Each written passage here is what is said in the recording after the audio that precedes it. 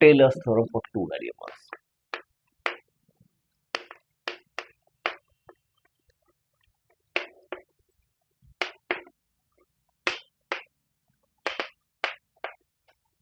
Tailors theorem बहुत ही important है। टेलर्स थ्योरम क्या है? एक्सपेंशन है अबाउट अ पॉइंट। ठीक है, किसी भी फंक्शन का एक्सपेंशन किसी पॉइंट के अबाउट। ठीक है, जैसे सिंगल वेरिएबल की बात करते हैं तो एफ एक्स को किसी पॉइंट फंक्शन को डिफरेंशिएबल होना पड़े। टेलर्स थ्योरम के लिए कुछ कंडीशंस है कि फंक्शन एन टाइम्स डिफरेंशिएबल होना चाहिए। ठीक है, और कंटिन्यूअस होना चाहिए। कंटिन्यूअस अपने आप हो जाएगा डिफरेंशिएबल हो गया तो किसी पॉइंट के किसी नेबरहुड में। और उसका यदि हम कोई पॉइंट ले लें तो हम इसको लिख सकते हैं एफ एक्स को एफ ए के about F A plus x minus A F dash A plus x minus A का square F double dash A two factorial plus dot dot ऐसे। ये हो गया Taylor's theorem for single variable. What about double variable? तो double variable के लिए जो tailors theorem है हमको प्रूफ पे नहीं आ रहा है। टेलर्स थ्योरम के एफ ऑफ एक्स वाई किसके अबाउट ए बी, कोई पॉइंट ए बी यहाँ पर लिख लेते हैं तो इसकी वैल्यू होगी f of a B plus, अब यहाँ पर क्या है? फर्स्ट ऑर्डर डेरिवेटिव है। फर्स्ट ऑर्डर डेरिवेटिव इसमें कितना होगा? F x and f y. तो इसमें लिखते हैं x minus A f x at A b, ये ए है ना यहाँ ए बी, और plus f of a b, ये हो गया प्लस 1/2 फैक्टोरियल। यहाँ पर क्या होगा बताओ? स्क्वायर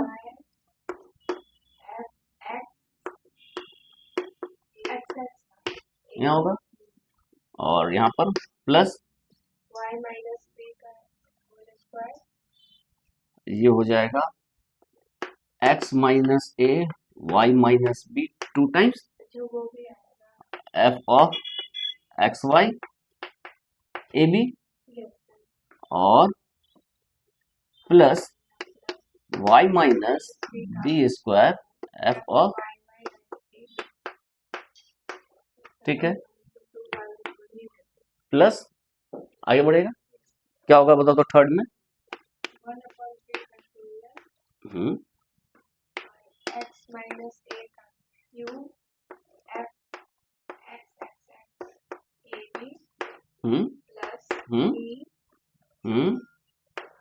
ये क्या हो गया? ठीक है,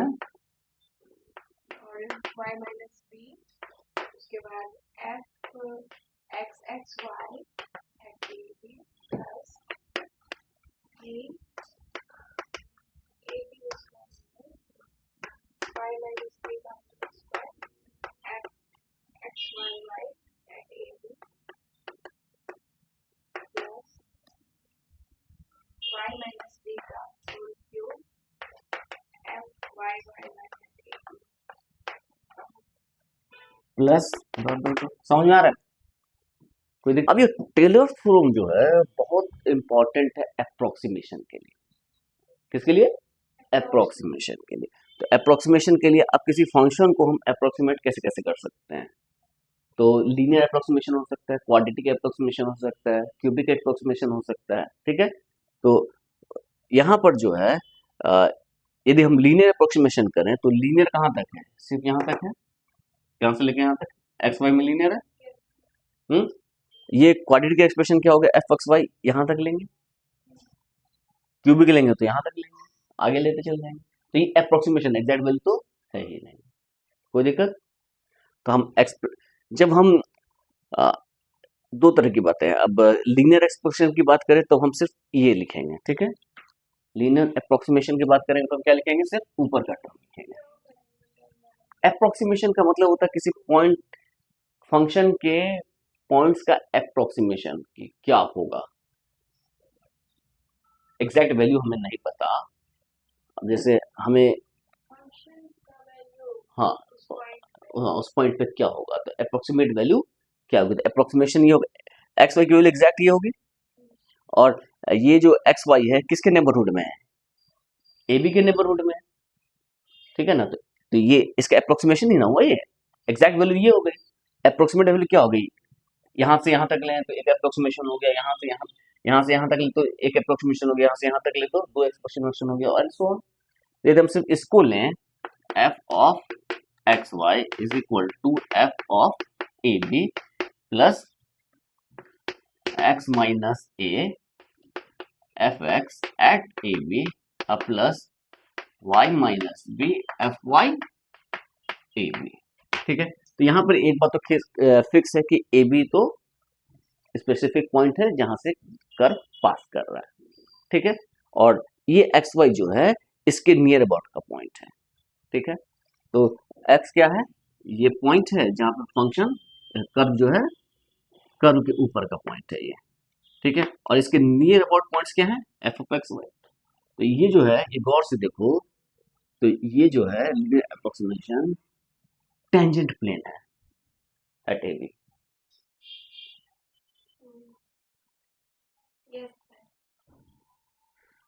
क्या है, tangent plane at A b. तो लीनियर अप्रोक्सीमेशन क्या होता है, टेंजेंट प्लेन होता है। ठीक है, ये ना होता है जेड माइनस जेड नॉट, ये लिखते हैं Z minus Z naught is equal to X minus X naught F x at X naught A B, X naught Y naught ना, X naught Y naught plus Y minus Y naught F of Y at X naught Y naught. ये तो पढ़ चुके हैं, exact same है, कोई अंतर है, सेम है। तो इसको हम ऐसे भी लिख सकते थे, इसको हम ऐसे नहीं लिख सकते थे, ये लिख सकते थे एफ ऑफ ए बी। अच्छा, हम इसको लिखते हैं थोड़ा स्टैंडर्ड फॉर्म में, टेलर्स थ्योरम को थोड़ा और अच्छी तरह से लिखते हैं।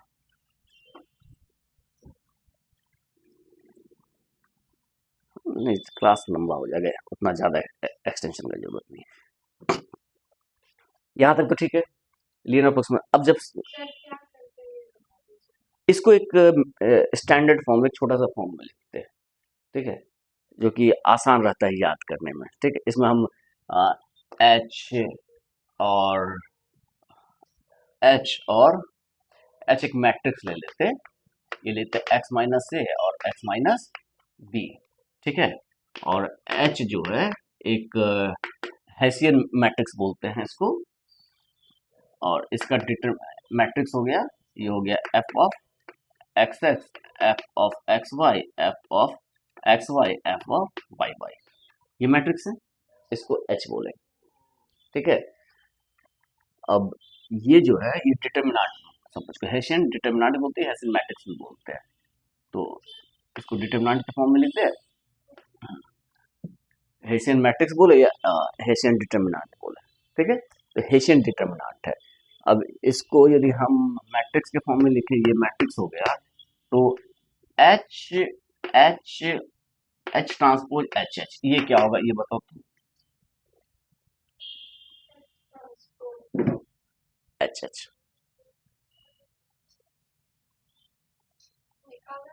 हाँ निकालो, असली तो वही है ना, तुम्हारे बदले हम ही कर देते हैं। एच ये क्या होगा, ये हो जाएगा, अच्छा क्या होगा वो लिख देते हैं, वो तुम्हारा आ जाएगा ये अंदर का क्वांटिटी, यहां से लेके यहां तक। लग रहा है, देखने में लग रहा है कैसे पूछना चाहेगा, एफ एक्स एक्स यहाँ पर है एच, यानी कि ये क्या होगा, X minus A X minus B transpose H और एच। अब ट्रांसपोज का देख लेना, चाहे यहाँ है चाहे यहाँ किसी एक में करेंगे तो अपने आप पता चल जाएगा। ये क्या हो गया, 1x2 है और 2x2 यही ठीक है, एच ट्रांसपोज ये गया, ठीक है, यही सही होगा। यहाँ क्लियर है, एच ट्रांसपोज एच एच करेंगे तो ये क्वांटिटी आ जाएगी बीच वाली। ठीक है, अच्छा ये डेल एफ क्या होगा,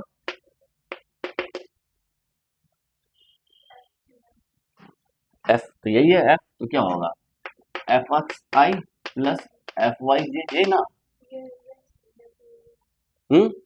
अब इसको डेल एफ को यदि हम एच से डॉट प्रोडक्ट लें, इसको यदि हम वेक्टर के रूप में ट्रीट करें, तब क्या होगा, तो क्या होगा, ये नहीं आ जाएगा एक्स माइनस ए f x plus Y minus b f b f y, हाँ या नहीं, आ जाएगा।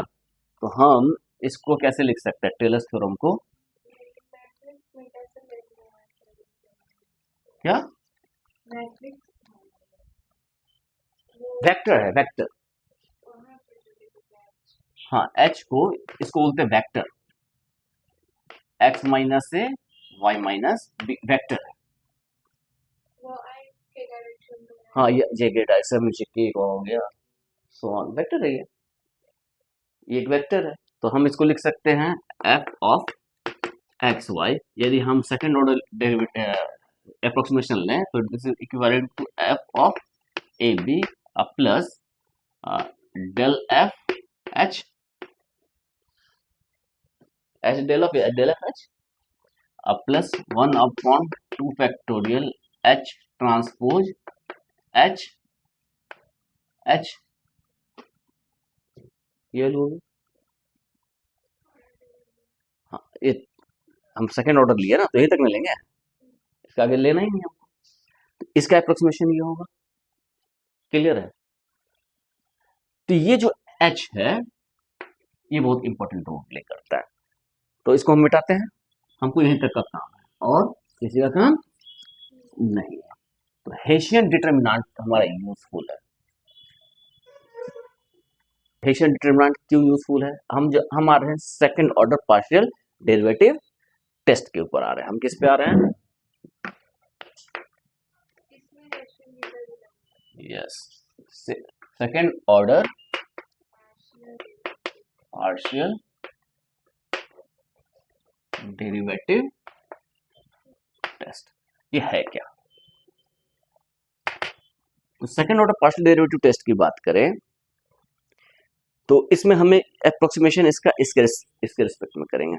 और ये जो है इसमें एक मैट्रिक्स का यूज हुआ था एच, इसको हम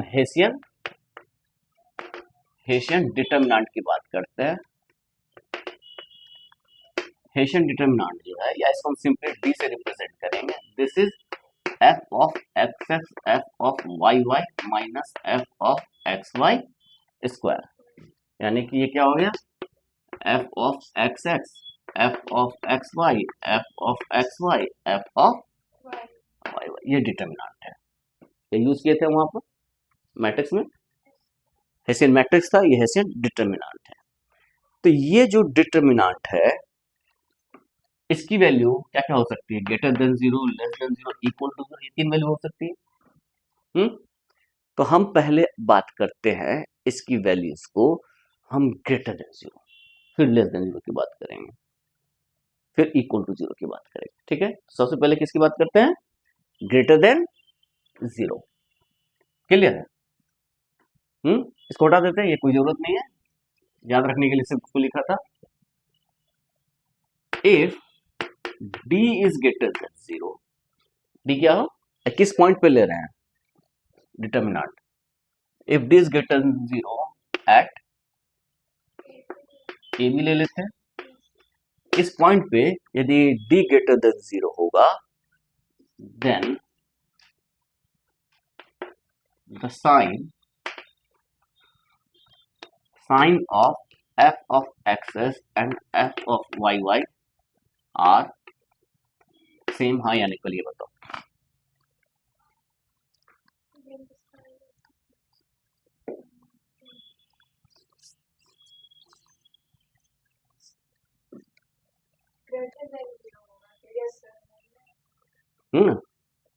यदि इन दोनों का ऑपोजिट साइन होगा तो प्रोडक्ट क्या हो जाएगा? माइनस। अब माइनस माइनस तो लेस देन जीरो हो जाएगा। यहाँ माने हुए हैं डी ग्रेटर देन जीरो, तो इसका साइन ऑपोजिट हो ही नहीं सकता। ठीक है, तो if d is greater than zero at A b then the sign of f x s and f of y are same. यानी कि हम यदि f x greater than zero माने तो एफ वाई ऑटोमेटिकली जीरो हो जाएगा। ठीक है, अब डी ग्रेटर देन जीरो है तो F of x s negative, f of y y भी नेगेटिव होगा। ठीक है, तो case one, if f of x x is greater than 0 then the point 0 at AB, then the point is the point AB is a point of relative greater than 0 पे क्या होता है? Minimum. Relative, ठीक है. Second, if f of xx is less than 0 at AB, then AB is a point of relative maxima. इसमें दो ही case होगा, F F x x या तो ग्रेटर देन 0 होगा या लेस देन 0 होगा. ठीक है. अब तीसरा कंडीशन है, if d is less than 0. d less than 0, तो d लेस देन 0 किसी भी कारण से हो सकता है, ऑपोजिट साइन हो, इसको ऑपोजिट साइन ही होना पड़ेगा, दूसरा कोई चारा नहीं है. d लेस देन 0 होगा तो अने दोनों का सेम पॉजिटिव साइन होने के बावजूद भी ये लेस देन 0 हो सकता है. ठीक है ना. तो उसका सेम साइन होने पे भी नेगेटिव हो सकता है.